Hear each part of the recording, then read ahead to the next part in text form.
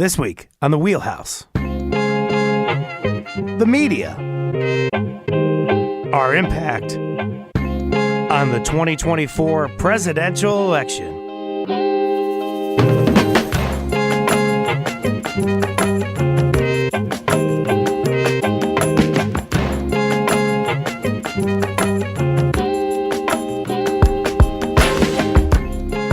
For Connecticut Public, I'm Frankie Graziano. This is The Wheelhouse. It's a show that connects politics to the people. We got your weekly dose of politics in Connecticut and beyond right here.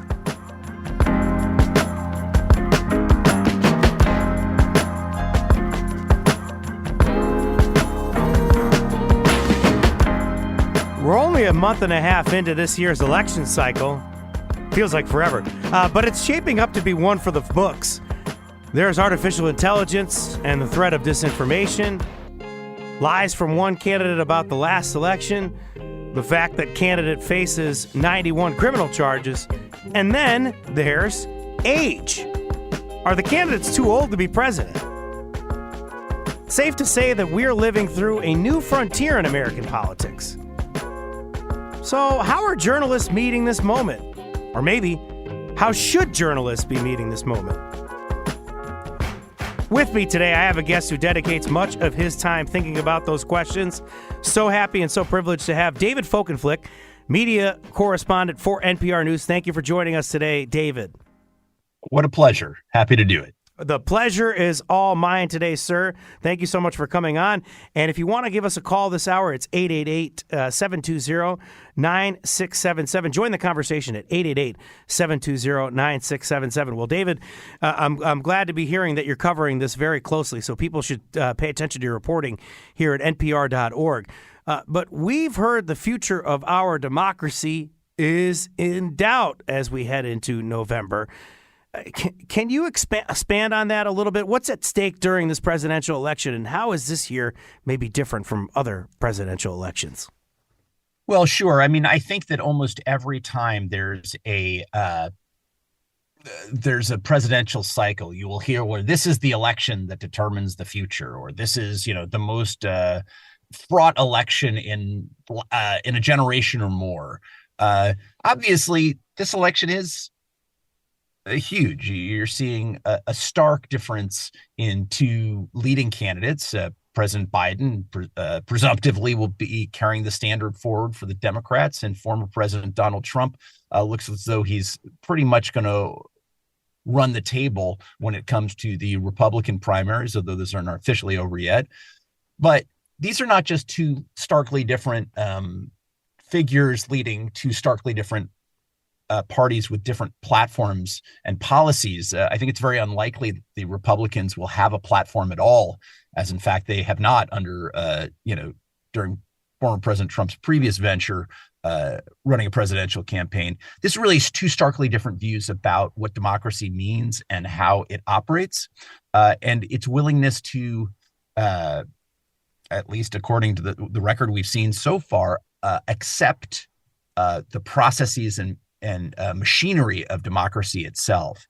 And so the institutions of American democracy are kind of groaning right now. You see it in Congress in the way it works and often doesn't work under this kind of cognitive dissonance about whether or not we should operate conventionally, but with, changing policies, or whether the machinery itself in some ways needs to be undermined or overthrown. And that's kind of where we're at. I won't argue that this is the most consequential election of our time, because it may be, but it won't beat the media coverage maybe of the 64 election there, I believe it was, with LBJ, Lyndon Johnson, and I believe it was Barry Goldwater. I'm thinking about Daisy Girl when we're talking about this, that famous... Yeah, there was the implication, LBJ's, the Democrats ran ads implying that Barry Goldwater, the Republican senator from Arizona, who was the presidential candidate that year, kind of a sacrificial lamb, that he was going to lead to nuclear war and that atomic bombs would be going off shortly as a result. But, you're pitting these Biden and Trump against each other in a repeat of the 2020 race. And it's, we know from 2016 how consequential electing Donald Trump at that time, a real political neophyte, was to the direction the nation took. So you mentioned there at the end of your previous answer about, whether this is a conventional situation or if it is time to pretty much change it all and maybe change approaches to how we view American politics. So I want to know, what role do journalists play in this historic moment? Not necessarily what should we be doing, but at least are we maybe a player in this? Do we have a role in what's happening here nationally? Oh, for sure. I don't think it was the media that led to Biden's election in 2020 or Trump's election in 2016. But I think how the media performs is important to people's ability to carry out their civic duty. I mean, the point is to give people the information they need to enable them to act as citizens and not just consumers of news and political information. It's a difference between content and journalism, right? And I think that the media failed in a number of instances in 2016, really primarily in some ways in the Republican primary process, to equip Republican voters with their understanding of what Trump represented. It turned out they wanted to embrace him, but it was on the terms that he had set without the, shall we say, mediation of the media. And there are people who object to that. But part of the idea is we're not simply, although I love C-SPAN in many ways, we're not simply like C-SPAN in the sense that we're just broadcasting things without any analysis or context. We're supposed to offer people that kind of texture so they're not simply overwhelmed by what people say without any ability to process it or disambiguate it for themselves. And just kind of a reminder, just to kind of paint a picture of what that landscape was in 2016, some names that maybe we've forgotten about to history now, but Jeb Bush was involved in that process. Marco Rubio, I believe, at some point. Ted Cruz, when this was a wide open Republican field, and maybe early on people thought that maybe Jeb Bush would be a favorite because of the connection to former President George Bush. But you're talking about there that we just didn't give out enough information about the other candidates, and maybe how funny it might be if somebody like a Donald Trump is president. Wouldn't that be entertaining? Right.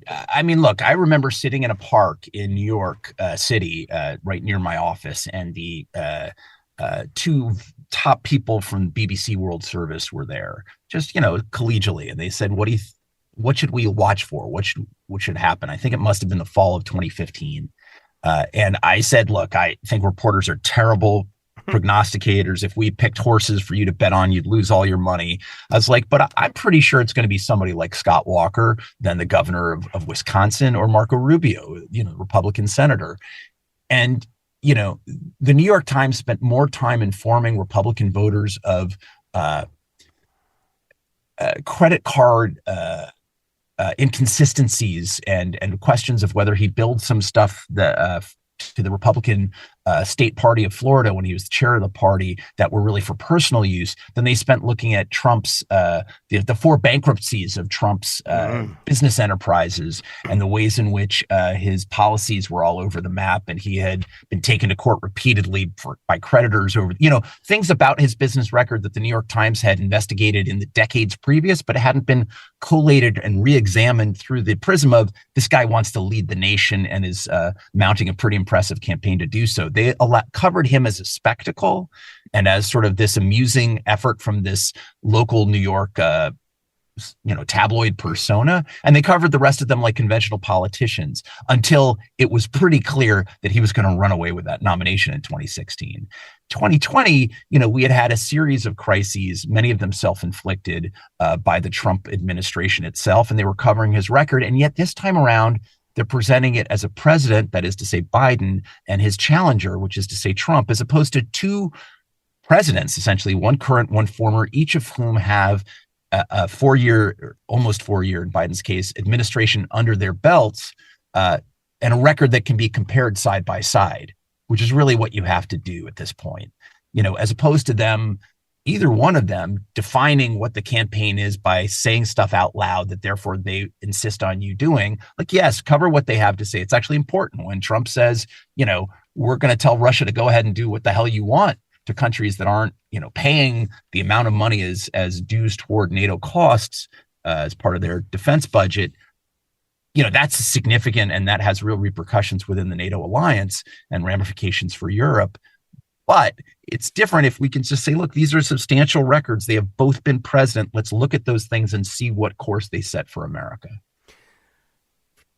We know now that the 2020 election and January 6th go hand in hand, but obviously January 6th hadn't happened yet at this point before the election. So could the media talk maybe more about potential election interference? I know that's something we don't want to prognosticate, but that's one aspect of the coin there. And then I guess the age question, we talked about it lightly beforehand that both of these candidates would probably be older than Reagan by the end of the next term.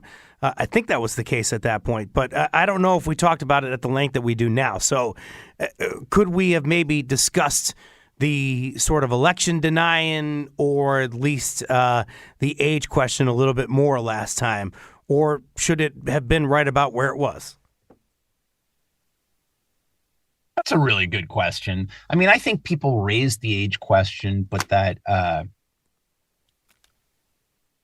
Biden wasn't showing his age to the same extent then that he is now. There were moments, little stumbles but Trump, I remember Trump walking down the ramp at the White House and reaching for the hand of the then British Prime Minister, Theresa May, I guess reaching for her arm for stability. And it was a thing where he really had trouble with that ramp and people didn't dwell on it. And I'm not sure they should dwell on it too much, but it was a data point, right? But that's all it was. With Biden, it's kind of this meme and this inescapable, absolutely inescapable narrative at this point that anything that he does that shows some sort of fragility, vulnerability, not just mortality, but fallibility, feeds into a conclusion that it's senility. And I'm a little humble on this. I've been known to address each of my three daughters by the wrong name until I get to the right one. And at the same time, even acknowledging the fact that Biden was famous for gaffes over the decades, there is something there to think about. And it's not without validity to examine for each of them. And at the same time, I think it's something that has to be done thoughtfully and not, as so often is the case with our political press, done in sort of a pack oppressive occlusion of everything else. It just seems as though we're able to funnel one story at a moment and not able to hold two thoughts in our head at the same time. And that's kind of what I think voting and citizenship and democracy requires, is the ability to handle more than one thought. Political professionals would tell you otherwise. So then I think you kind of dovetailed into there naturally going into this kind of election season and the coverage that we're seeing now.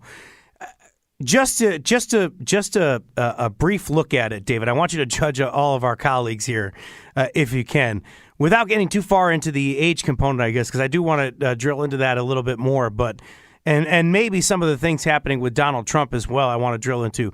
But can you just kind of give me a brief kind of, I don't know if it's a letter grade, but just kind of give me an idea of how our fellow media members are covering this election thus far? I thankfully, my parents were college faculty members, but I've not been in the grading business. Let's put it this way. I think it's lurchy. I think everybody's lurching in this direction and lurching in that direction. There's coverage of the strife inside the House, the Republican-led House of Representatives, and questions within the Republican Party over whether or not they even know what they want on immigration and border policy, which they have said is such an important and vital thing that they impeach the Secretary of Homeland Security over it. It's just lurchy. Like, I don't have a real feel for how they are intending to cover Trump exactly. His is really more of a legal story in some ways. He's in so many courtrooms, I believe 4 criminal trials right now, as well as the aftermath and repercussions of the E. Jean Carroll litigation, first, finding him culpable in a civil case for a kind of sexual assault, and secondly for having defamed her. That it's hard to consider it a convention. It's like that is the texture of the campaign. He's doing some campaign events, but much less than he's done in years past. And the kinds of he has given more interviews than Biden has, but almost exclusively to what one would consider friendly figures and outfits. And he beats them up, even Fox, when they don't come out the way exactly he wants. Lurchy, I'm making a note to my EP for the 2025, actually FY26 at this point, or maybe it is FY25. I'm losing my brain here, but maybe to add in a bell or something like that for us, a soundboard, so that when we hear something as magical as Lurchy, we could really drive that home for our viewership. I appreciate that. I think your best bet is to tune into the 2026 Merriam-Webster edition, and that'll no doubt be shoveled in there somehow. With your picture next to it. I want to play a quick clip here from a CNN town hall that aired last May. You may have heard this before, David. Let's see if you have. The federal government was seeking them and then had given you a subpoena to return them. Are you ready? Are you ready? Can I talk? Yeah, what's the answer? Do you mind? I would like for you to answer the question. Okay, it's very simple to answer. That's why I asked it. It's very simple to, you're a nasty person, I'll tell you. Well, that got a lot of coverage, but the town hall itself got a lot of coverage because a lot of journalists said, hey, maybe that's not the proper format to give a Donald Trump town hall. Is that a good way to cover someone like the former president? David, what do you think? That there's a really big category of people that are someone's like the former president. I think he's a little bit one of a kind. Others aspire to be like that, but nobody's able to quite pull it off. And part of that is that Donald Trump's personality and persona was cemented in the public consciousness, however imperfectly and incorrectly, before he ever announced for office, right? Like he had about 117% name identity or awareness in the public populace because of his celebrity on, movies and on TV and as a reality show host and all the like. So he can get away with a lot. That clip that we just heard was from a town hall done many months ago, right, by Caitlin Collins, who's one of the new, sort of introducing her to the nation as a new primetime star from CNN, being elevated from morning show host and not much before then being a White House correspondent for CNN. And it was under the ill-fated strategy of Chris Licht. He wanted to engage Trump and Trump sympathetic voters and be sort of bring CNN back from the perception that somehow it was anti-Trump and, had gone over the top. And I think there was some reason to have concerns about that in the public mindset. What they did instead was turn over this town hall, and it was impossible not to be steamrolled. She was set up for failure in a format that's not designed to elicit meaning. It was live. It was stacked with people sympathetic or outright embracing the former president in a live audience. And therefore, the whole mood and vibe of the room was set against her on her own. Excuse me. And, I think that in some ways, the most admirable way of doing it, because Trump really doesn't want his words to be edited, was the way Chris Wallace did. He's now with CNN, but was with Fox News Sunday at the time. And he ran everything Trump said. He didn't edit any of it. But what he did was he did it as a taped interview, long form, and he paused and provided context and correctives to things the president said. And I thought that was thoughtful. I thought we learned stuff from that. I'm not opposed for Trump being interviewed or being interviewed at length. He's an important and consequential figure in American public life. But I think people should have the right and ability to confront him with his past statements and videotape doing that, and to also provide viewers with context so that it's not just that you're being steamrolled because you're live, because it is really hard. I've talked to Jake Tapper and other anchors about this. When people are interviewing Trump or other folks live, and they're just saying a bunch of things that are untrue, you have to pick and choose what you end up going after. You can't correct everything, even everything that's meaningful, that's being distorted if they're on a roll. And what Wallace did, I thought, was pretty masterful. That's a format that works. That town hall set up with fans, making CNN sort of I wouldn't say an arm of the Trump campaign, but certainly in service to what Trump wants to accomplish there, even if it turns hostile, as it did towards the end there, as we heard in that clip that you played.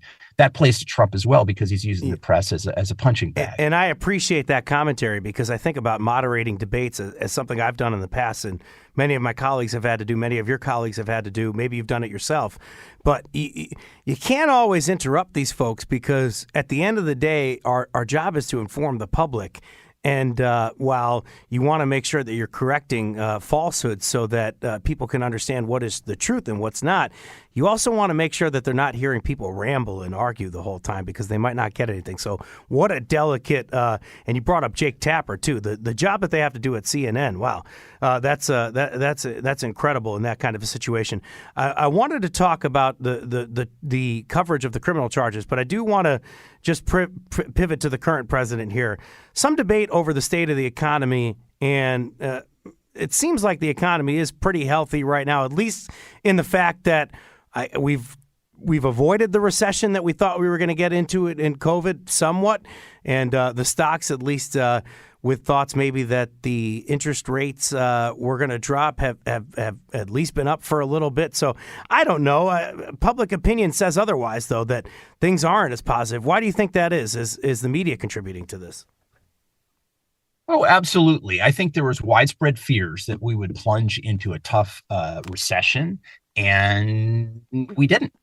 But the media presented it that way. And one of the things you ask, well, is there real world harm? It's hard to know. And it is real hard to know. This is, economics is a social science, which is to say it's squishy. This stuff is not perfectly predictable. But there were a lot of folks who are saying, there could be a soft landing being navigated here after interest rates shot way up. And people really did get affected by that.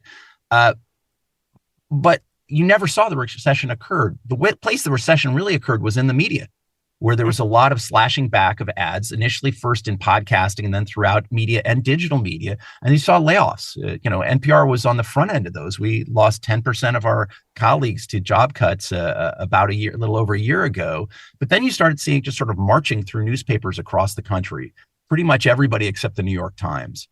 And it was significant and serious.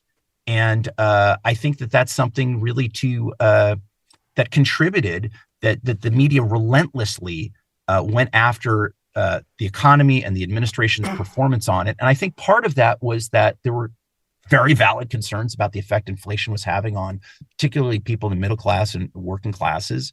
And secondly, I think it was a way to show that they could be tough on Biden, that tonally the press felt it needed to be able to show that after so many years of controversies and crises and clashes and, just this intense state of combat almost, which was not meant to be adversarial, but, became antagonistic, that it showed it could be offering, an equally skeptical and independent eye on Biden administration, which is important to do. Which, if the press is not doing it, it might as well shut down and go home. But it was doing it on an issue where it turned out the economy ended up performing awfully well. Now, presidents don't get to dictate how the economy performs. They would certainly love to be able to do so. But it does appear that the administration's policies combined with the Federal Reserve policies helped us have a relatively mild treatment, and that unemployment stayed very low after a brief spike. At almost record levels of low unemployment, very good record, particularly for employment of African Americans. These are things that should be celebrated, but you saw it in terms of anxiety, or ultimately late last year stories like, well, things look good. How long can it last? And man, if you're going to predict that things are going to go into the trash heap for over a year, 2 years, and you can't take more than a day to say, my God, it's performing well, then there's something off kilter there. And I think Americans absorbed that, even as many of them, for those who are experiencing the hits that inflation takes, the fact that it's gone down doesn't mean the inflation didn't occur. And we should also remember that inflation hits a vaster number of people than unemployment. 6% of people are unemployed. That's going to affect them and their families, which is a significant part of the population. But inflation hits almost everybody. It's just that some people won't notice as much because they have so much money. Last week, Biden's age and questions of his cognitive abilities splashed across the headlines of almost every major outlet. I got the following clip that I'm going to play for you in a second from NPR. Biden addressed it and a report that ignited the latest round of the attacks on the president's fitness for office. A report on the handling of classified documents by a special counsel who said that Biden was a, quote, well-meaning elderly man with a poor memory. There's even reference that I don't remember when my son died. How in the hell dare he raise that? Frankly, when I was asked the question, I thought to myself, wasn't any of their damn business. You feel for Biden when you hear that clip, obviously, as any human would be. But the media has been talking about this because, after all, this is our president, so maybe we talk about the age. But is it a problem, the depth that we're covering this, or should this be covered more? I guess, is there a way to cover the age question without being ageist? What's the right way to approach it? I think that the age and performance and fitness of the president when he's running for re-election is a fair one for coverage and should be covered. I think that similarly applies to the former president who's intending to run against him, whose own behavior was described as erratic and had trouble getting facts right or remembering names or mixing people up, even as recently as the last few days, mixing up Nikki Haley, his potentially primary opponent in the Republican Party for the presidential nomination, and former House Speaker Nancy Pelosi, which isn't to say that those concerns are necessarily perfectly equivalent, but I think they're both valid concerns. I think when a federal official documents those concerns, as the special prosecutor Robert Hur did, that it's journalistically valid to explore that. I don't think that's the only finding in his report that's worth reporting. I don't even think that's the primary finding in his report that's worth reporting. If you look at the fullness of what that report said, and I'm not a lawyer, and we have really accomplished folks at NPR who cover justice issues and the law much more closely than I do. But as I look at that report, it says, among other things, that there are plausible and credible innocent explanations for what Biden was found to have done, and that Biden was fully cooperative, both in terms of the promptness of his replying, his directions to people to cooperate, his sitting down for interviews, and his what it was that he took with him that was analogous in some ways to what other top officials like President Obama or former Vice President Michael Pence took home. In a sense, what he was found to have done was very analogous to Pence. And the special prosecutor said that he did not, while there was some evidence to suggest that he had done so willfully, that is knowingly, which is part of what the statute says must be done for there to be a criminal violation, there equally were credible explanations provided that suggested he did not, and that he didn't have evidence to take that for a prosecution. Well, that's, the rest is kind of commentary, unless what he says on the health is documented to the point that it shows that he's incapable of doing his job as opposed to asserted. So journalistically, I think it's very interesting and important to cover that the president's fitness is drawn into doubt by this report. I also think that the real story is, let's lay together, these two investigations, one of which has led to a criminal prosecution of a former president, the other of which said there's not evidence to support one, and lay the records side by side. I mean, they're pretty analogous situations that are actually very different in the documentary record. And so, that seems to me to be the larger story, even as I think separately the question of fitness is one to cover too. As I said earlier, can we hold two ideas in our minds at the same time? Well, I think the press, we need to be able to do that. Sometimes I'm not sure we convey that to the public. I appreciate that, because that's a nice kind of segue into what we want to talk about next, which is some solutions. But we're going to take a quick break. Have thoughts on how you want the media to cover the upcoming election? We want to hear from you. Call 888-720-9677.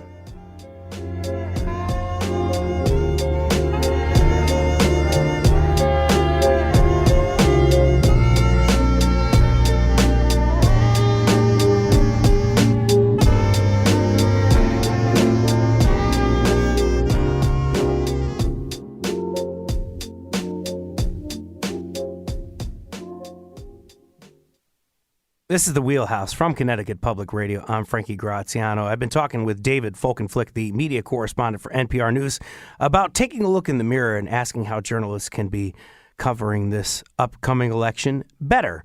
But now we're also joined in this conversation by editor-at-large at the 19th and host of a new podcast called The Amendment, Aaron Haynes. Aaron, I just got the subscription. I just subscribed to the amendment, but I just got a notification that the amendment, the first episode is ready. Is that true? That is right. Thank you so much for mentioning the amendment. The amendment is officially live today, Valentine's Day. So I am inviting all of you to be my Valentine and subscribe wherever you get your podcasts. And you can listen to the very first episode, which features Nicole Hannah-Jones. We are in conversation about the role of a healthy press for a healthy democracy, which could not feel more urgent and really more relevant to what we're discussing here today. Appreciate having you on, and good luck with the launch of the amendment. I just want to ask you briefly, I just had a big conversation with David, who just outlined the issue so well regarding the age of our current president and coverage of our current president, and then, of course, coverage of Donald Trump, not just in 2020, but before the then former president, or before Donald Trump ran for president, sorry. So can you just give me your 2 cents here on how the media has covered maybe both of these two human beings who are just titanic names here in America? Yes, certainly. It is incumbent upon us as a political press to have a conversation about, the fitness of anyone who is running for office. And we know that there are concerns among the American people based on polling about the president's age. He is 81 years old.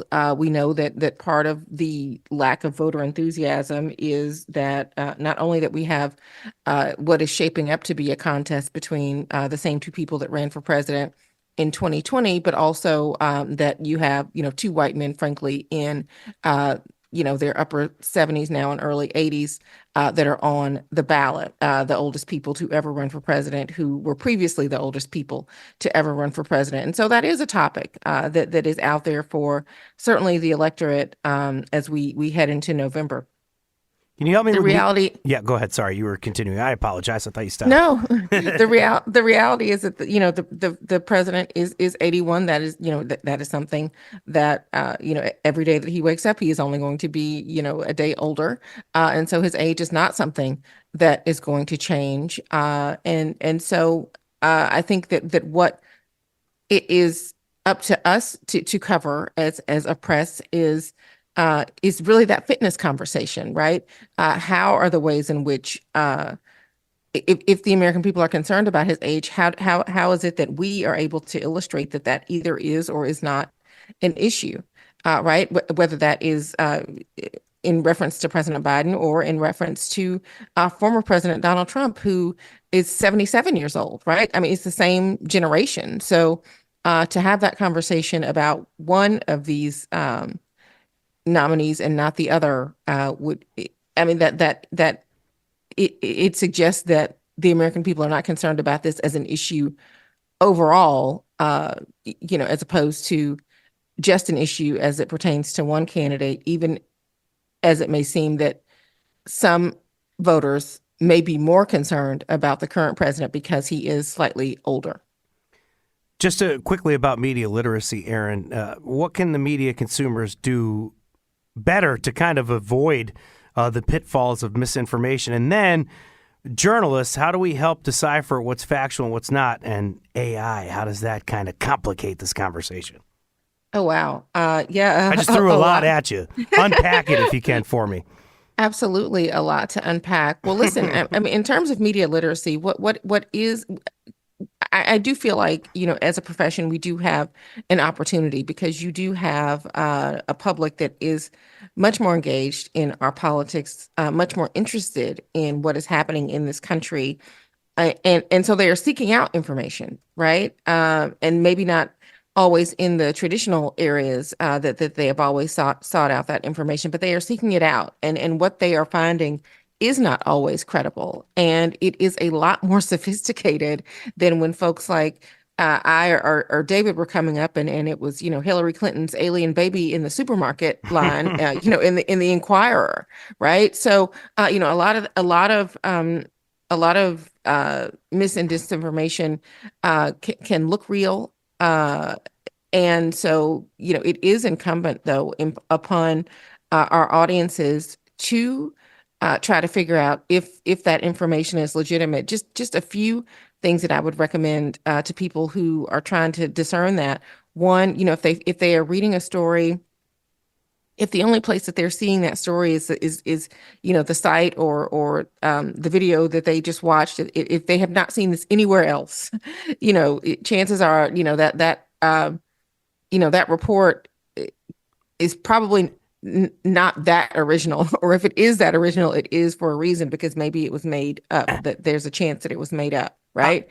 So that's one way, really doing just a little bit of digging around the internet to find out if something is a reputable source of news. Usually can turn up whether that is true or not. And then lastly, I would say, we as a profession, we absolutely need to be concerned about AI to continue to contribute to the misinformation, disinformation ecosystem, particularly headed into this election. We've already seen, in New Hampshire with the fake robocall that went out, in President Biden's voice likeness, that in an attempt to fool some voters.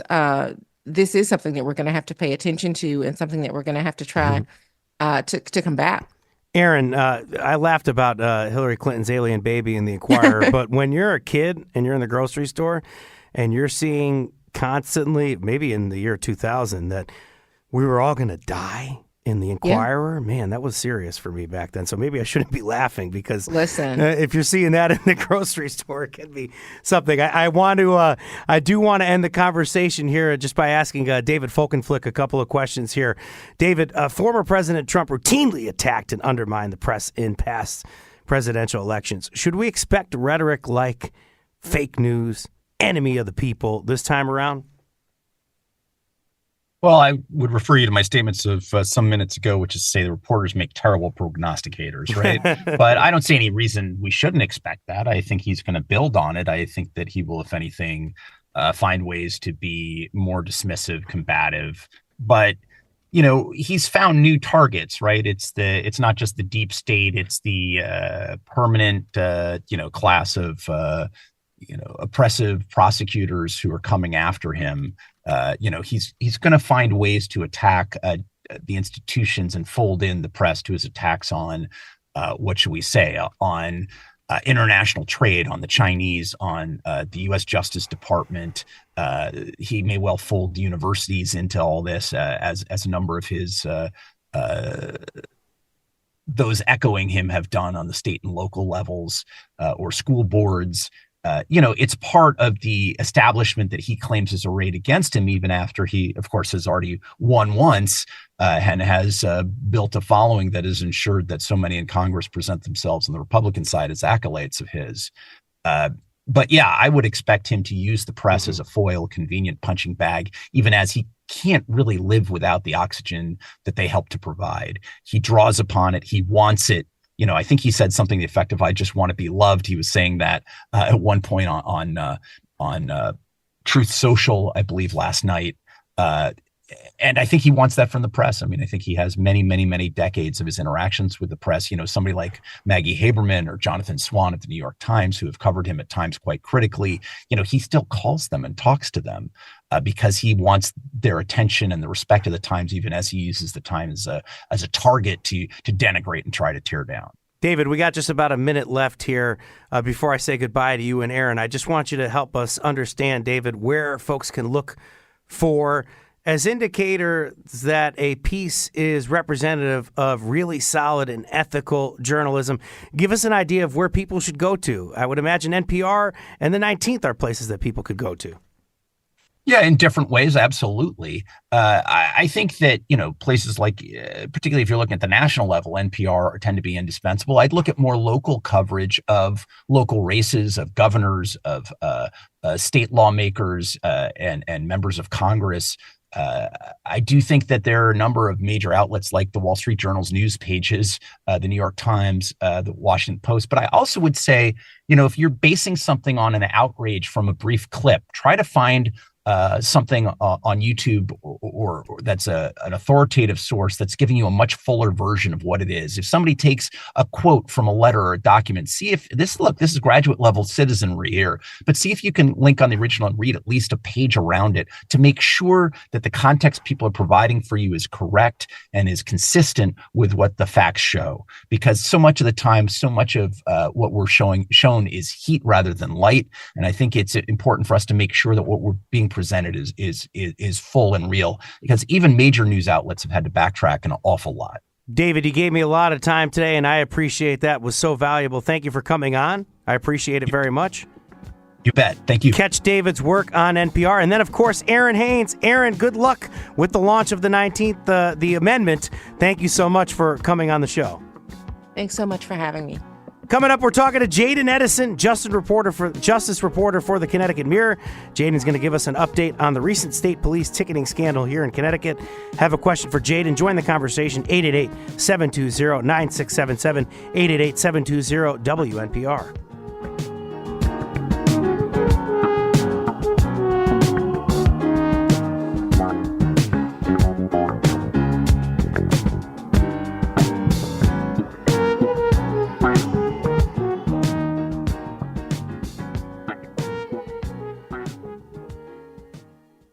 This is the Wheelhouse on Connecticut Public Radio. I'm Frankie Graziano. Thank you for listening this morning.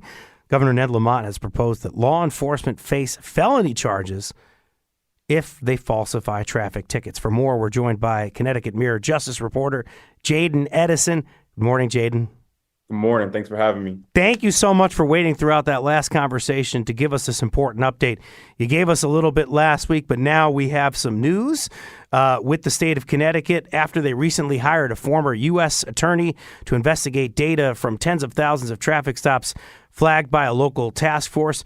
There is some news in terms of a new bill that's proposed. But first, I want to say the group, the Connecticut Racial Profiling Prohibition Project, they fight racial profiling. The concern that they had when they audited some of this information before the independent investigation, or so-called independent investigation, did, they had information for some 26,000 stops that they were likely inaccurate or outright false, rendering the data unreliable. Jaden, can you remind us of what Deidre Daly found in her investigation of that audit? Yeah, so I think, one of the bigger parts of the audit was that it essentially corroborated the larger problem with systemic failures by the state police to keep track and to make sure that, the agency itself and state police troopers and constables are abiding by the Alvin Penn Racial Profiling Prohibition Act. Particularly, it pointed out failures to respond effectively to initial investigations dating back 2018 that found that 4 troopers had falsified ticketing data, which was something that was uncovered by Hearst in Connecticut, who did a great job following that along the way, but also failing to address information that pointed to broader problems with the data and not properly supervising and training the troopers on data entry. So you found these kind of larger systemic failures as it pertains to the racial profiling law, but also what it did find was that perhaps the intentional falsification by individual troopers and constables may have been, quote, far more limited than what was initially expected. But nonetheless, it found that at least 6 active troopers and 1 active constable may have intentionally falsified data, and also concluded that internal affairs of the state police obviously should conduct investigations into those officers. But also there were a number of retired troopers who the auditors were not able to, do thorough investigations on due to their retired status. Now, on the flip side, I think what you found was that the auditors did not do any kind of extensive or exhaustive digging into troopers who may have, basically disregarded the state's racial profiling law by not reporting, traffic data into the racial profiling system as required by law. So a number of things going on there, but that's the gist of kind of what the auditors found and kind of led us to this point where we are now. John Henry Smith, host of All Things Considered here at Connecticut Public, spoke to the person that led the racial profiling prohibition project's audit of the traffic stop data. He is Ken Barone. In our report, we had actually identified 110,000 unreliable records submitted by the state police. 38,000 records that had more than 7 errors in them in the individual records. 52,000 records that were duplicated to make one stop look like 2, 3, or 4 stops. And then the 26,000 uncorroborated stops. So we're really focused on this sort of one action. But the truth, I think, is if we step back for a minute, what we see is a general failure, I think, for the course of many years on the part of the state police. Will you react to Barone's comments there, Jaded, at least with some reaction to Daly's report that doesn't potentially let the police off the hook here? Yeah, I think one thing that Ken and a lot of the auditors, along the way always kind of pointed out is that, the audit itself was not a criminal investigation. But what it was concern by the auditors that, hey, this data that we have been collecting for more than a decade at this point, and that we have used to pass along to lawmakers who craft public policy and for people of the general public who form opinions and perspectives and provide public testimony based on this data that has been collected.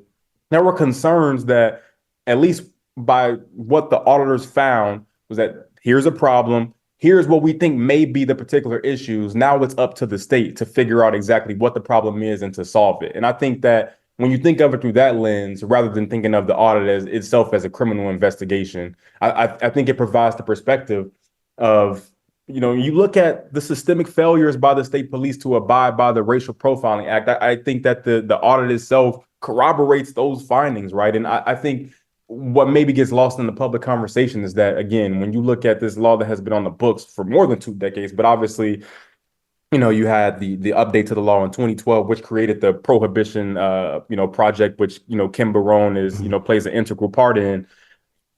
A lot of that data and a lot of the information, that, again, folks have used to form kind of public opinion and public policy has largely been unreliable due to the failures outlined in Attorney Daly's report. Jaden, can you just spend the last minute or so here talking about what the governor and local lawmakers are prepared to do about this, if anything?